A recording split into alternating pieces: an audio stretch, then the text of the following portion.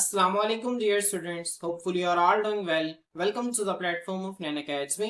I am your host Mohammad Zulkarnain. तो students आज के इस वीडियो के अंदर हम अपनी फर्स्ट ईयर बायोलॉजी की जो न्यू बुक है इसके chapter number 3 cells and subcellular organelles का नेक्स्ट टॉपिक स्टार्ट करेंगे जिसका टाइटल है वैलिडेशन ऑफ सेल थ्योरी।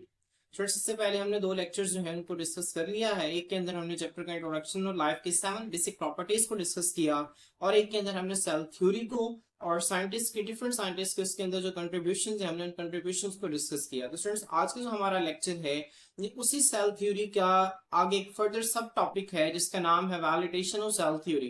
अब स्टूडेंट्स वैलिडेशन का क्या मतलब होता है, ठीक है स्टूडेंट्स, अक्सर आप देखते हैं कि जो प्रोडक्ट्स है ना, जो चीजें हम इस्तेमाल करते हैं मार्केट जो चीजें परचेज करते हैं उनकी एक खास लिमिट होती है, उसके बाद वो एक्सपायर हो जाते हैं, ठीक है। तो अक्सर उन चीजों के ऊपर लिखा होता है वैलिड टिल 1 ईयर, ठीक है, वैलिड टिल 1 ईयर। समझ आ रही है? अब इसका क्या मतलब ये 1 साल तक ठीक है, उसके बाद जो है ये खराब हो जाएगी। अब इसको 1 साल के अंदर अंदर इस्तेमाल करें। तो स्टूडेंट्स वैलिडेशन का जो मतलब होता है ना, इसका मतलब होता है सही या दुरुस्तगी या फिर तौसीक करना किसी चीज वैलिड। अब देखिए वैलिड का मतलब है दुरुस्त या सही, वैलिडेशन का क्या मतलब होता है सही होना, तौसीक करना, सही साबित करना। तो स्टूडेंट्स हमने सेल थ्योरी के अंदर क्या देखना है, ये जो टॉपिक है ना वैलिडेशन ऑफ सेल थ्योरी, इसके अंदर हमने क्या देखना है कि वो कौन कौन से पॉइंट्स हैं जो कि सेल थ्योरी की तौसीक करते हैं, सेल थ्योरी को दुरुस्त साबित करते हैं, सेल थ्योरी को सपोर्ट करते हैं कि हाँ भाई ये थ्योरी जो है वो ठीक है। तो स्टूडेंट्स आए हम लेक्चर को स्टार्ट करते हैं। अगर आप चैनल पे नए हैं तो काइंडली चैनल को लाजमी सब्सक्राइब कर लें क्योंकि हमारे इस चैनल पर सबसे पहले आप लोगों को फर्स्ट ईयर बायोलॉजी के बेहतरीन लेक्चर्स जो हैं वो प्रोवाइड किए जाएंगे। तो स्टूडेंट्स आए हम टॉपिक को स्टार्ट करते हैं। स्टूडेंट्स देखें ये सेल थ्योरी के 3 पोस्टुलेट्स हैं जो कि मैंने आप लोगों के लिए यहाँ पे लिख दिए हैं। वैसे हमने इन्हें पिछले लेक्चर के अंदर भी पढ़ा, मैं दोबारा रीड कर देता हूँ कि all organisms are composed of one और मोर सेल्स, जितने भी जिंदा जानदार हैं वो एक या ज्यादा सेल से मिलकर बने होते हैं। Clear students? देखें cells are the basic units of structure and function in an organism. जो सेल्स हैं वो एक जानदार के अंदर, ठीक है, स्ट्रक्चर का भी बुनियादी यूनिट है और फंक्शन का भी बुनियादी यूनिट है। मतलब एक जानदार के अंदर, ठीक है, जो उसको बनाने वाली चीज है वो भी सेल है और जो उसके अंदर फंक्शन परफॉर्म करने वाली चीज है वो भी क्या है स्टूडेंट, सेल है। और cells come only from the division of pre existing cells. जो सेल्स हैं वो सिर्फ और सिर्फ पहले से मौजूद सेल्स की तकसीम से बनते हैं। समझ आ रही है स्टूडेंट? सेल्स जो है वो पहले से मौजूद सेल्स की तकसीम से बनते हैं, वो माइटोसिस या मियोसिस के थ्रू तकसीम करते हैं, ठीक है। अगर हम ह्यूमन बॉडीज की बात करें तो माइटोसिस या मियोसिस के।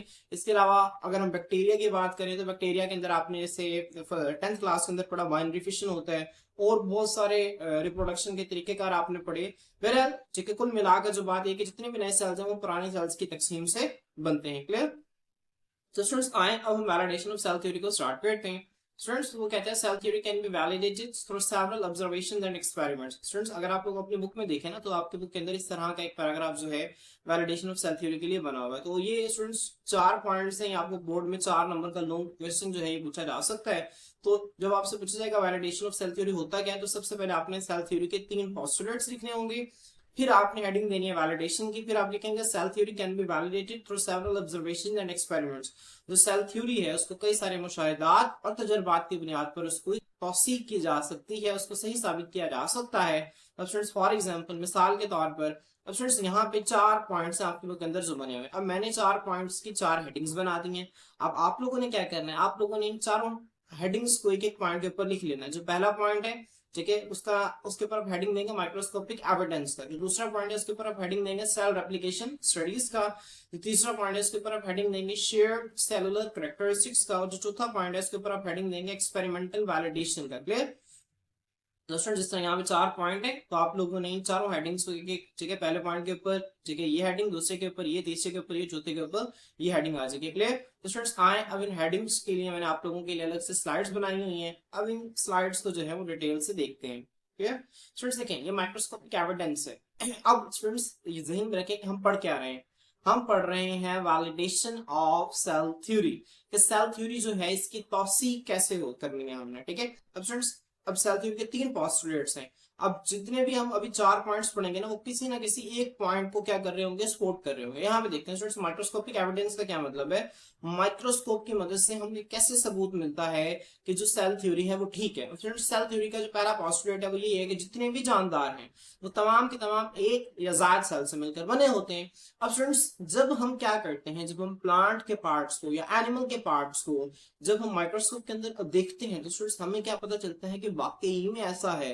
एनिमल्स में भी सेल्स मौजूद होते हैं और प्लांट्स के अंदर भी क्या मौजूद होते हैं स्टूडेंट्स, सेल्स मौजूद होते हैं। स्टूडेंट्स, अगर आपको याद हो तो ये यही जो स्टेटमेंट थी, ये जर्मन बॉटनिस्ट और जर्मन जोलॉजिस्ट, ठीक है, मैथियास शैलडन और थोडर शवान ने नहीं दी थी 1838 और 1839 के अंदर।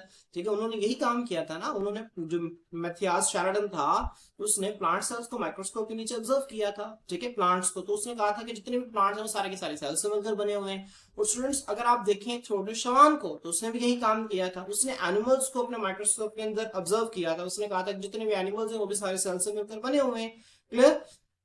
तो स्टूडेंट्स, इस तरह से क्या होता है, माइक्रोस्कोप की मदद से हम सेल थ्योरी को ठीक है सपोर्ट करते हैं, सेल थ्योरी को वैलिडेट करते हैं कि हाँ वाकई में जो सेल थ्योरी का जो पहला पोस्टुलेट है, जो कि सेल थ्योरी कहती है कि जितने भी जानदार हैं वो एक या ज्यादा सेल से मिलकर बने होते हैं, तो भाई ये बात उसकी बिल्कुल ठीक है। क्योंकि ये देखो, ये जानदार है, आप किसी भी जानदार को लेकर आ जाओ, माइक्रोस्कोप के नीचे देख लो, तो वाकई में आपको उसके अंदर सेल्स नजर आएंगे। स्टूडेंट्स, देखते हैं बुक में क्या लिखा है पॉइंट है, देखें, by using light microscopes and electron microscope. तो स्टूडेंट्स, ये आप लोगों के सामने लाइट माइक्रोस्कोप है और ये इलेक्ट्रॉन माइक्रोस्कोप है। हम इसको वैसे डिटेल से आगे पढ़ेंगे भी कि लाइट माइक्रोस्कोप कैसे काम करती है, इलेक्ट्रॉन माइक्रोस्कोप कैसे काम करती है।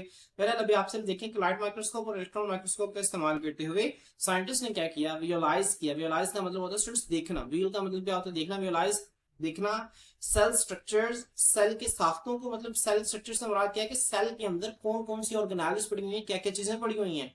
एंड फाइंड, और मालूम किया, टेंजिबल, टेंजिबल का स्टूडेंट्स कहते हैं, वैसे टेंजिबल का मतलब होता है सख्त, ठोस, ऐसी कोई भी चीज जिसे हम टच कर सकते हैं, ठीक है, उसे टेंजिबल कहते हैं। तो यहाँ पर टेंजिबल का मतलब है ठोस, टेंजिबल एविडेंस, ठोस सबूत, पुख्ता सबूत फराहम किया दैट सेल्स आर इंडीड, के सेल्स जो हैं इंडीड यकीनन the structural units of all living organism, जितने भी जिंदा जानदार हैं उन सब के जो साख्त को बनाने वाले, उन सब की बॉडीज को बनाने वाले जो यूनिट्स हैं स्टूडेंट्स, वो क्या है, सेल्स हैं। क्लियर स्टूडेंट्स, जिस तरह एक दीवार जो है वो ईंटों से मिलकर बनी होती है, इसी तरह हमारी बॉडी है ना जो, वो भी किससे मिलकर बनी हुई है, वो सेल से मिलकर बनी हुई है। तो स्टूडेंट्स, ये हम कैसे, ये हम लाइट माइक्रोस्कोप और इलेक्ट्रॉन माइक्रोस्कोप से जब हम देखते हैं, तो साइंटिस्ट जब क्या करते हैं, लाइट माइक्रोस्कोप इलेक्ट्रॉन माइक्रोस्कोप का इस्तेमाल करते हुए साइंटिस्ट सेल के स्ट्रक्चर्स को देखते हैं। और जब वो देखते हैं तो वाकई में उन्हें पता चलता है कि हाँ भाई चीजों तो सेल से मिलकर बनी है। तो वो क्या करते हैं, फिर वो पुख्ता सबूत तलाश कर लेते हैं कि जो सेल हैं वो यकीनन तमाम जिंदा जानदारों के स्ट्रक्चरल यूनिट्स हैं। क्लियर। तो स्टूडेंट्स, मैं उम्मीद करता हूँ कि आप लोगों को पहला पॉइंट अच्छी तरह से समझ आ गया होगा, आप लोगों ने इसको अच्छी तरह से याद कर लेना है। क्लियर। तो स्टूडेंट्स, आए अब हम जो है वो नेक्स्ट पॉइंट को देखते हैं, सेल रेप्लिकेशन स्टडीज। अब स्टूडेंट्स, ये आप सेकंड जो पॉइंट है इसके ऊपर आप हेडिंग देंगे सेल रेप्लिकेशन स्टडीज। स्टूडेंट्स देखिए, सेल रेप्लिकेशन का क्या मतलब होता है, आप लोगों ने 10th क्लास के अंदर एक टर्म पढ़ी होगी, डीएनए रेप्लिकेशन, ठीक है। तो सब डीएनए रेप्लिकेशन का क्या मतलब था, एक डीएनए से उसकी 2 कॉपीज तैयार हो रही है, ठीक है। तो रेप्लिकेट का मतलब होता है तकसीम करना, कॉपी तैयार करना। तो सेल रेप्लिकेशन का क्या मतलब है, एक सेल से, ठीक है, 2 सेल्स बन रहे हैं, ये सेल रेप्लिकेशन हो रही है, ठीक है, एक सेल 2 में रेप्लिकेट कर गया। क्लियर। तो स्टूडेंट्स, अब जब हम सेल रेप्लिकेशन स्टडीज यहाँ पे कर रहे हैं तो उसका फायदा क्या है, हम क्यों कर रहे हैं स्टूडेंट्स। सेल थ्योरी का जो थर्ड वाला पोस्टुलेट है ना, कि all living cells arise from previously existing cells, ठीक है, प्री एग्जिस्टिंग सेल्स, ठीक है। स्टूडेंट्स, जो कि रोडोल्फ विचू की, आपने देखा कि रोडोल्फ विचू जो था उसकी हाइपोथेसिस भी थी कि ओमनी सेलुला ही सेलुला, सिर्फ सेल ही सेल को जन्म देता है। तो स्टूडेंट्स, अब उस बात की तौसीक करने के लिए मैंने आपको बताया था ना कि ठीक है 1862 के अंदर लॉइस पास्टर ने उसको एक्सपेरिमेंटली साबित किया था कि हाँ वाकई में जो रोडोल्फ विचू है वो ठीक कहता है। अब वो कौन से एक्सपेरिमेंट्स हैं जिसकी वजह से हम जो विचू की हाइपोथेसिस इसको ठीक साबित कर सकते हैं। स्टूडेंट्स, वो टेक्निक्स है कुछ, एक को हम कहते हैं लाइव सेल इमेजिंग और एक को हम कहते हैं जेनेटिक स्टडीज। क्या नाम है स्टूडेंट्स, लाइव सेल इमेजिंग और जेनेटिक स्टडीज। ये 2 टेक्निक्स हैं, दोनों की मदद से हम क्या कर सकते हैं स्टूडेंट्स, हम सेल रेप्लिकेशन जो है इसको देख सकते हैं, ऑब्जर्व कर सकते हैं और उस हाइपोथेसिस जो है उसको ठीक साबित कर सकते हैं। अब देखें वो क्या कहता है, वो कहता है थ्रू टेक्निक्स, ठीक है। बायोलॉजी के अंदर डिफरेंट तरह की टेक्निक्स इस्तेमाल होती हैं, उनमें से 2 टेक्निक्स यहाँ पे लिखे हैं, लाइव सेल इमेजिंग और genetic studies. Students, live cell imaging क्या होता है, जेनेटिक स्टडीज क्या होता है, हम इसको देखेंगे आगे। तो स्टूडेंट्स इन दोनों टेक्निक्स की मदद से साइंटिस्ट ने क्या किया, कैन ट्रैक का मतलब यहाँ पे मालूम करना कि साइंटिस्ट जो है वो ठीक है पता चला सकते हैं। ट्रैक का मतलब होता है किसी पाथ को फॉलो करना, ठीक है। साइंटिस्ट कैन ट्रैक, जो साइंसदान है वो पता चला सकते हैं हाउ सेल्स रेप्लिकेट, के सेल्स किस तरह से रेप्लिकेट करते हैं, give rise to new cells और नए सेल्स बनाते हैं। स्टूडेंट्स होता क्या है इन टेक्निक के अंदर, आखिर क्या खास बात है इन टेक्निक्स के अंदर के साइंसदान जो हैं वो सेल्स की रेप्लिकेट होने का पता चला सकते हैं कि किस तरह से सेल्स रेप्लिकेट होते हैं और वो किस तरह से नए सेल्स बनाते हैं। तो स्टूडेंट्स आए देखें, मैंने आप लोगों की लाइव सेल इमेजिंग के बारे में एक लाइन लिखी है, वैसे आपकी बुक के अंदर नहीं है, आप लोगों ने इसको याद भी नहीं करना, आप लोग इसको जनरल नॉलेज के लिए अपने रजिस्टर के ऊपर लिख सकते हैं कि लाइव सेल इमेजिंग क्या होता है। स्टूडेंट्स देखिए नाम से जा रहे हैं, लाइव का मतलब क्या होता है, बराह रास्त। अक्सर जब आप न्यूज चैनल देख रहे होते हैं ना, उनके यहाँ पे लिखा होता है लाइव। लाइव का मतलब क्या होता है, अभी बराह रास्त खबर चल रही है, ठीक है। स्टूडेंट्स देखें लाइव सेल के अंदर से बराह रास्त इमेजिंग का क्या मतलब है स्टूडेंट्स, तस्वीर को कहते हैं। मतलब आप सेल को बराह रास्त एज एन इमेज देख रहे हैं, ठीक है। हर लम्हा लम्हा लम्हा ब लम्हा आप सेल को देख रहे हैं कि उसके अंदर हो क्या रहा है, कौन कौन से प्रोसेसेस हो रहे हैं। स्टूडेंट्स इसे हम कहते हैं लाइव सेल इमेजिंग। जाहिर सी बात है, हमें पता है कि जो सेल है वो तकसीम करता है। जब हम सेल को मुसलसल देख रहे हैं तो हम देख रहे हैं कि उसके अंदर कौन कौन सी चेंजेस आ रही हैं। अब स्टूडेंट्स वो कौन कौन सी चेंजेस हैं जिनके नतीजे में सेल तकसीम करता है।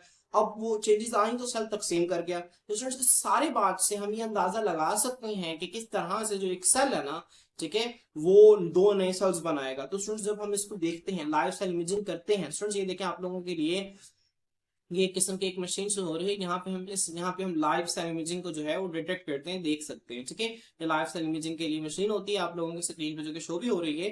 स्टूडेंट्स अब इन लाइव सेल इमेजिंग की मदद से हम सेल्स को देखते हैं कि वो किस तरह से रेप्लिकेट करते हैं। जब हम देखते हैं तो हमें पता चलता है कि वाकई में सेल्स ही सेल को जन्म देते हैं, क्लियर। तो स्टूडेंट्स यहाँ पे ये बात लिखी हुई है, दीज टेक्निक्स, ये जो टेक्निक्स है कौन कौन सी, लाइव सेल इमेजिंग और जेनेटिक स्टडीज। जेनेटिक स्टडीज में हम क्या करते हैं, डीएनए की स्टडीज करते हैं, ठीक है। क्योंकि जेनेटिक मटेरियल हमारे पास डीएनए ही होता है ना, डीऑक्सीराइबो न्यूक्लिक एसिड, ठीक है। तो जीन स्टडीज की मदद से, लाइव सेल इमेजिंग की मदद से साइंटिस्ट क्या करते हैं, पता चलाते हैं किस तरह से सेल्स रेप्लिकेट करते हैं, नए सेल्स बनाते हैं। अभी जो टेक्निक्स हैं वैलिडेट, ये तौसीक करती हैं, दुरुस्त साबित करती हैं द प्रिंसिपल, इस असूल को, that all cells originate from pre-existing cells, के जितने भी जो सेल्स हैं वो पहले से मौजूद सेल्स की तकसीम के नतीजा में बनते हैं, क्लियर। तो स्टूडेंट्स यहाँ पे लाइव सेल इमेजिंग की डेफिनेशन लिखी है, मैं उम्मीद करता हूँ कि आप लोगों ने इसको लिख लिया होगा। एक ऐसी माइक्रोस्कोपी कहते हैं यूज ऑफ माइक्रोस्कोप का इस्तेमाल करना। एक ऐसी माइक्रोस्कोपिक टेक्निक है जिसमें हम माइक्रोस्कोप का इस्तेमाल करते हैं, जो कि साइंटिस्ट को अलाउ करती है कि वो ऑब्जर्व कर सकें dynamic processes with in living cells and tissues over time, living cells के अंदर और टिश्यूज के अंदर वक्त के साथ साथ कौन कौन से मुतहर्रिक प्रोसेसेस हो रहे हैं, जिसको ऑब्जर्व कर सकें। स्टूडेंट्स ये जो टेक्निक है इसको लाइव सेल इमेजिंग कहते हैं। आप लोगों ने इसको याद नहीं करना, वैसे आप लोगों को पता होना चाहिए, ठीक है। आसान है, नाम से मैंने आपको टर्मिनोलॉजी से बता दिया, लाइव का क्या मतलब है, सेल का क्या मतलब है, इमेजिंग का क्या मतलब है। तो स्टूडेंट्स मैं उम्मीद करता हूँ कि आप लोगों को सेकंड पॉइंट की भी बहुत अच्छी समझ आ गई होगी। स्टूडेंट्स देखिए पहला पॉइंट हमारे पास क्या था, पॉइंट्स के नाम अभी से याद रख लिया, माइक्रोस्कोपिक एविडेंस। दूसरा क्या है, cell replication studies. Students third क्या है, शेयर्ड सेलुलर कैरेक्टरिस्टिक्स। क्या नाम है स्टूडेंट्स इसका, शेयर्ड सेलुलर कैरेक्टरिस्टिक्स। तो स्टूडेंट्स आए देखते हैं, शेयर का क्या मतलब होता है, बांटना। सेलुलर सेल्स के कैरेक्टरिस्टिक्स खसूसियात। अब जो इसका क्या मतलब है, हमारे पास जो सेल्स है ना उनके दरमियान कुछ खसूसियात ऐसी होती हैं जो कि मुश्तरक होती हैं, जो कि कॉमन होती हैं, जो कि एक जैसी होती हैं। तो स्टूडेंट्स जब हम देखते हैं ना कि जितने भी जानदार हैं, ठीक है, वो जिस चीज से मिलकर बने हैं वो सेल्स हैं, और उन सेल्स के अंदर कुछ खसूसियात कॉमन है, बहुत आम है, ठीक है, तकरीबन सबके अंदर सेम है। और उन्हीं खसूसियात की बुनियाद पर एक जो सेल है वो अपना फंक्शन परफॉर्म कर रहा है। तो स्टूडेंट्स यहाँ से हमें मजीद ये बात क्लैरिफाई हो जाती है कि वो जो चीज है ना, जो सेल जिसके अंदर ये कॉमन कैरेक्टरिस्टिक्स हैं जो कि सबके अंदर मौजूद हैं, तो स्टूडेंट्स यही जिंदगी की बुनियाद है, यही जिंदगी की बुनियादी इकाई है, ठीक है। क्योंकि अगर ये नहीं होगा तो इसके अंदर वाले जो पर्टिकुलर कैरेक्टरिस्टिक्स हैं वो भी नहीं होंगे, वो नहीं होंगे तो स्टूडेंट्स जो है वो लाइफ भी नहीं होगी। तो स्टूडेंट्स देखते हैं वो कहते हैं टेक्निक्स लाइक डीएनए सीक्वेंसिंग। अब फ्रेंड्स डीएनए से अब ये कुछ टेक्निक्स का जिक्र आपके बुक के अंदर आ रहा है, हम इनको कुछ को हम फर्स्ट ईयर के अंदर पढ़ लेंगे और कुछ को हम सेकंड ईयर के अंदर पढ़ेंगे, ठीक है। अब डीएनए सीक्वेंसिंग क्या होता है इसको भी स्टूडेंट्स मैं आपको बता देता हूँ। अब स्टूडेंट्स आपने 10th क्लास के अंदर डीएनए पढ़ा होगा, आपको पता है कि जो डीएनए है इसका मतलब क्या होता है, डीऑक्सीराइबो न्यूक्लिक एसिड।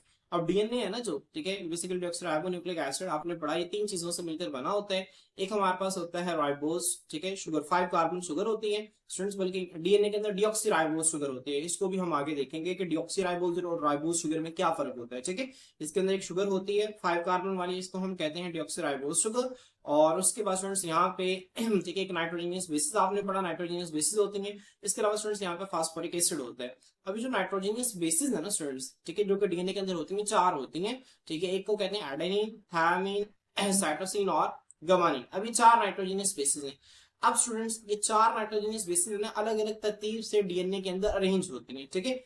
अब इन नाइट्रोजनस बेसिस की सीक्वेंस का पता चलाना कि कौन सी बेस किस नंबर पर पड़ी हुई है, ठीक है। तो स्टूडेंट्स इसे हम कहते हैं डीएनए सीक्वेंसिंग, या फिर इसे हम जीन सीक्वेंसिंग भी कहते हैं, क्लियर। जैसे यहाँ पे देखें, ये डीएनए सीक्वेंसिंग का एक तरीकाकार है, ठीक है। हम इसको आगे डिटेल से स्टडी भी करेंगे। स्टूडेंट्स यहाँ पे देखिए, ए है adenine, thymine, guanine, cytosine, thymine, thymine, cytosine, guanine, guanine. अब ये क्या कर रहे हैं, ये बेसिकली हम डीएनए सीक्वेंसिंग कर रहे हैं, डीएनए को एक सीक्वेंस से देख रहे हैं कि डीएनए के अंदर, ठीक है, आपको पता है ना डीएनए न्यूक्लियोटाइड से मिलकर बना होता है, पूरे एक न्यूक्लियोटाइड के 3 कंपोनेंट्स होते हैं। तो स्टूडेंट्स अब उन न्यूक्लियोटाइड में से नाइट्रोजनस बेस है ना जो, इसकी बुनियाद पर हम डीएनए को सीक्वेंसिंग कहते हैं, डीएनए की तरतीब देखते हैं कि कौन सी नाइट्रोजनस बेस जो है वो किस नंबर पर मौजूद है, क्लियर। तो स्टूडेंट्स यहाँ पे देखिए टेक्निक्स जो है वो डीएनए सीक्वेंसिंग की तरह रिवील का मतलब जाहिर करती है that cells share common genetic material. अब स्टूडेंट्स जब हम सेल्स के अंदर देखते हैं ना, सेल्स की जब डिफरेंट सेल्स की हम क्या करते हैं, डीएनए सीक्वेंसिंग करते हैं। फर्स्ट करें कि मैंने अपना एक बाल का सेल ले लिया, हेयर का सेल ले लिया, एक स्किन का सेल ले लिया। अब जब मैंने इसकी क्या की, डीएनए सीक्वेंसिंग की, तो स्टूडेंट्स मुझे पता चला कि इसकी डीएनए सीक्वेंसिंग ना जो मेरे हेयर के सेल की और मेरे स्किन के सेल की, दोनों के डीएनए सेम है, दोनों का डीएनए स्टूडेंट्स क्या है, सेम है। तो स्टूडेंट्स यहाँ पर देखिए, यहाँ पर वही लिखा हुआ है, techniques like DNA sequencing revealed that, जो डीएनए सीक्वेंसिंग जैसी टेक्निक्स है ना, वो इस बात को जाहिर करती हैं कि जो सेल्स हैं उनके अंदर कॉमन जेनेटिक मटेरियल, एक जैसा विरासती मादा होता है, जैसे मैंने अभी आपको बताया, एंड मेटाबॉलिक पाथवेज। स्टूडेंट्स ये मेटाबॉलिक पाथवेज क्या होते हैं, आपको सबसे पहले लफ्ज पता होना चाहिए व्हाट इज मेटाबॉलिज्म। अब स्टूडेंट्स मेटाबॉलिज्म किसे कहते हैं, मेटाबॉलिज्म हम कहते हैं कि एक जानदार के अंदर जितने भी केमिकल रिएक्शंस होते हैं उन तमाम को मजमून तौर पर स्टूडेंट्स हम मेटाबॉलिज्म का नाम देते हैं। तो अब उन केमिकल रिएक्शंस के जो पाथवेज होते हैं ना, उनको हम किसका नाम देते हैं, मेटाबॉलिक पाथवे का। अब स्टूडेंट्स कुछ आपने 9th क्लास के अंदर पढ़े, मैं एग्जांपल देता हूं, आपने पढ़ा क्रेब्स साइकिल, ऐसे ही है ना स्टूडेंट्स, आपने क्या पढ़ा, क्रेब्स साइकिल, एक मेटाबॉलिक पाथवे है, ठीक है। आपने पढ़ा कैल्विन साइकिल, वो एक मेटाबॉलिक पाथवे। आपने ग्लाइकोलाइसिस पढ़ा, वो एक मेटाबॉलिक पाथवे। तो जितने भी सेल्स जब हम ठीक है डीएनए सीक्वेंसिंग की मदद से हम देखते हैं तो हमें पता चलता है कि सेल के अंदर जेनेटिक मटेरियल भी सेम है और उनके अंदर केमिकल रिएक्शंस भी एक जैसे हो रहे हैं, जो कि रीइंफोर्स करते हैं। रीइंफोर्स का मतलब जोर देते हैं, द नोशन, नोशन कहते हैं ख्याल को, तो कि इस ख्याल को मजीद जोर देते हैं that the cell is the fundamental unit of life, कि जो सेल है वो जिंदगी की बुनियादी इकाई है, क्लियर। स्टूडेंट्स आपने इसको ज़हन में रखना है, आपने इसकी हेडिंग क्या बनानी है, शेयर्ड सेलुलर कैरेक्टरिस्टिक्स। और मैं उम्मीद करता हूं कि आप लोगों को इस पॉइंट की बहुत अच्छी समझ आ गई होगी। जीन सीक्वेंसिंग या डीएनए सीक्वेंसिंग क्या होता है स्टूडेंट्स, यहाँ पे देखिए मैंने लिखा हुआ है, gene sequencing is the process of determining the precise order of nucleotide basis. Students देखिए डीऑक्सीराइबोन्यूक्लिक एसिड जो है ये न्यूक्लियोटाइड से मिलकर बना होता है, ठीक है। डीएनए ना जो हम कहते हैं, DNA is the polymer of nucleotides. DNA जो है वो काफी सारे न्यूक्लियोटाइड्स आपस में मिले तो डीएनए बनता है। अब एक न्यूक्लियोटाइड है ना जो स्टूडेंट्स, वो आगे 3 चीजों से मिलकर बनता है, डीऑक्सीराइबोस शुगर, ठीक है, नाइट्रोजनस बेस और फास्फोरिक एसिड। अब इसमें जो नाइट्रोजनस बेस है इसका ऑर्डर मालूम करना कि कौन सी नाइट्रोजनस बेस जो है वो किस नंबर पर आ रही है और कितनी मरतबा रिपीट हो रही है स्टूडेंट्स एक जीन के अंदर या एक डीएनए के पीस के अंदर, इसे हम जीन सीक्वेंसिंग या फिर डीएनए सीक्वेंसिंग कहते हैं, क्लियर। तो स्टूडेंट्स इनकी मदद से हम सेल्स के अंदर common genetic material, metabolic pathways को मालूम करते हैं और हम इस बात पे मजीद जोर देते हैं कि जो सेल है वो जिंदगी की बुनियादी इकाई है, क्लियर। तो स्टूडेंट्स नेक्स्ट देखिए हमारे पास जो लास्ट वाला पॉइंट है, दिस इज एक्सपेरिमेंटल वैलिडेशन। अब स्टूडेंट्स एक्सपेरिमेंट्स की मदद से हमने सेल थ्योरी की तौसीक करनी है, सेल थ्योरी को ठीक साबित करना है। एक्सपेरिमेंट्स इस हवाले से क्या कहते हैं स्टूडेंट्स, देखिए वो कहता है एक्सपेरिमेंट सच एज, जैसा कि cell culture studies. Cell culture का क्या मतलब है, कल्चर का मतलब होता है आमतौर पर ग्रो करना। क्या होता है स्टूडेंट्स, ग्रो करना, उगना। आप लोगों ने 9th क्लास के अंदर बल्कि एक टेक्निक पढ़ी होगी जिसे हम कहते हैं टिश्यू कल्चर टेक्निक, याद है स्टूडेंट्स, क्या आपने पढ़ी होगी टिश्यू कल्चर टेक्निक। ये बेसिकली पौधों के अंदर इस्तेमाल होती है। इसमें हम क्या करते हैं, पौधों के कुछ सेल्स को लेते थे, ठीक है, उसको एक आर्टिफिशियल मीडियम के अंदर रखते थे और वहां पे हम पौधों के ग्रो करने के लिए जितने भी न्यूट्रिएंट्स चाहिए होती हैं, जो जो चीजें चाहिए होती हैं, हम उस मीडियम के अंदर डाल देते थे और फिर वहां पे वो जो सेल्स है ना वो तकसीम होकर टिश्यूज बना देते थे और टिश्यू से फिर एक नया पौधा भी बन जाता था। तो इस टेक्निक को हम कहते थे टिश्यू कल्चर। कल्चर का मतलब होता है स्टूडेंट्स ग्रो करना। अब सेल कल्चर का क्या मतलब है, सेल्स का ग्रो करना। एक सेल के ग्रो करने से क्या मुराद है, एक सेल से नए सेल्स का बनना। तो students cell culture studies and tissue engineering. Students ये टिश्यू इंजीनियरिंग क्या होता है, इसको भी हम दोनों में टेक्निक्स को मैं आपको दिखाता हूँ। Validate cell theory, cell theory को वैलिडेट करते हैं, सही साबित करते हैं बाय डेमोन्स्ट्रेटिंग। डेमोन्स्ट्रेट का मतलब होता है स्टूडेंट्स बयान करना। बयान करके किसको बयान करके, सेलुलर ग्रोथ को, कि सेल की ग्रोथ कैसे होती है, सेल की डिफरेंशिएशन कैसे होती है और रिप्रोडक्शन कैसे होती है। स्टूडेंट्स डिफरेंशिएशन क्या है, रिप्रोडक्शन का तो आपको पता है ना कि रिप्रोडक्शन का मतलब तो होता है एक सेल का नए सेल्स का बनाना, इसे हम रिप्रोडक्शन कहते हैं। सेलुलर ग्रोथ का भी आपको पता है कि एक सेल जो है उसका साइज में बड़ा हो जाना, इसे जिसे हम सेलुलर ग्रोथ कहते हैं। अब डिफरेंशिएशन का क्या मतलब होता है स्टूडेंट्स, इसको मैं आपको लोगों को बता देता हूँ। डिफरेंशिएशन स्टूडेंट्स कहते हैं वाज़ेह होना। किसे कहते हैं स्टूडेंट्स? वाज़ेह होना। मैं आपको एक एग्जांपल से समझाता हूँ डिफरेंशिएशन का मतलब। स्टूडेंट्स देखें, हमारे पास जो है वो स्पर्म और एग मिलकर क्या बनाते हैं? जाइगोट बनाते हैं। अब ये स्टूडेंट्स क्या है? एक जाइगोट है। अब जाइगोट जो है आपको पता है कि वो एक, ठीक है, कई सारे नए सेल्स बनाता है माइटोसिस के जरिए। अब स्टूडेंट्स इनमें से, ठीक है, जो कुछ सेल्स है ना, फर्स्ट करें, ये वाला सेल जो है ये कहता है मैंने आई बनानी, आंख बना दी। ये वाला सेल कहता है कि मैंने कान बनाना। ये वाला सेल कहता है कि मैंने लिवर बनाना है। समझ आ रही है?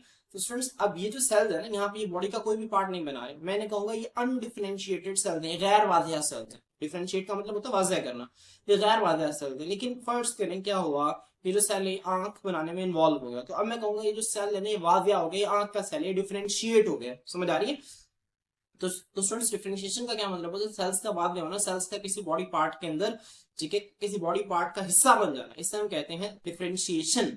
तो स्टूडेंट्स टिश्यू कल्चर और टिश्यू इंजीनियरिंग की मदद से हम क्या करते हैं, हम इन टेक्निक्स का जो है, इन स्टूडेंट्स इन टेक्निक्स की मदद से हम सेलुलर ग्रोथ को भी देखते हैं, डिफरेंशिएशन को भी देखते हैं और रिप्रोडक्शन को भी देखते हैं। स्टूडेंट्स देखिए यहाँ पे सेल कल्चर स्टडीज जो है इनमें देखें यहाँ पे क्या लिखा हुआ है, cell culture studies involve growing and studying cells outside of their natural environment. हम क्या करते हैं सेल कल्चर स्टडीज में, ठीक है, सेल्स को ग्रो करवाते हैं और उनका मुताला करते हैं उनके नेचुरल एनवायरनमेंट से बाहर। मिसाल के तौर पर नेचुरल एनवायरनमेंट क्या सेल्स का? हमारी बॉडी। अब बॉडी से हम सेल्स को निकाल के बाहर लेबोरेटरी के अंदर हम जब उनको स्टडी करेंगे तो ये सेल कल्चर है। अब स्टूडेंट्स टिश्यू इंजीनियरिंग में क्या है, टिश्यू इंजीनियरिंग में भी स्टूडेंट्स हम ये करते हैं कि हम बॉडी से क्या करते हैं, कुछ सेल्स को ले लेते हैं। स्टूडेंट्स यहाँ पे देखें, आपको यहाँ पे नजर आ रहा है, यहाँ पे देखें एक जानदार है, इसकी बायोप्सी की। स्टूडेंट्स बायोप्सी का मतलब है कि बॉडी से कुछ सेल्स या टिश्यूज को निकाल लेना। अब इसकी बॉडी से कुछ सेल्स या टिश्यूज को निकाल लिया, फिर स्टूडेंट्स इसको क्या किया, ठीक है, इसको एक आर्टिफिशियल मीडियम के अंदर रख दिया जहाँ पे ग्रो करेंगे। पहले देखें कुछ सेल्स थे, अब ये क्या हो गए, ज्यादा सेल्स हो गए। फिर स्टूडेंट्स हम क्या करते हैं, ये जो ज्यादा सेल्स है ना, काफी सारे जो सेल्स पड़े हुए हैं, इनको स्टूडेंट्स अब देखें, आपको पता है टिश्यू जो बनता है, टिश्यू कब बनता है? टिश्यू बनता है जब सेल आपस में इकट्ठे होते हैं, मिलते हैं, ठीक है। तो स्टूडेंट्स अब ये जो सेल्स है ना, जो कि आपके नए नए सेल्स बन रहे हैं, इनको आपस में मिलाना है, ठीक है। तो स्टूडेंट्स इनको मिलाने के ना दो तरीके होते हैं, एक को हम कहते हैं स्कैफोल्ड बेस और एक को कहते हैं स्कैफोल्ड फ्री। आपकी बुक अंदर नहीं लिखा हुआ, ये इजाफी इंफॉर्मेशन के तौर पर मैं आपको बता रहा हूँ, ठीक है। स्कैफोल्ड बेस में स्टूडेंट्स हम क्या करते हैं कि टिश्यू सेल्स को किस तरह से आपस में मिलाना है, हम किसी मटेरियल का इस्तेमाल करते हैं जहां पे सेल्स आके अटैच होते जाते हैं और वो उस खास शक्ल में जो है वो कन्वर्ट हो जाते हैं। स्कैफोल्ड फ्री का मतलब है सेल्स खुद ब खुद एक दूसरे के साथ मिलते हैं, ठीक है।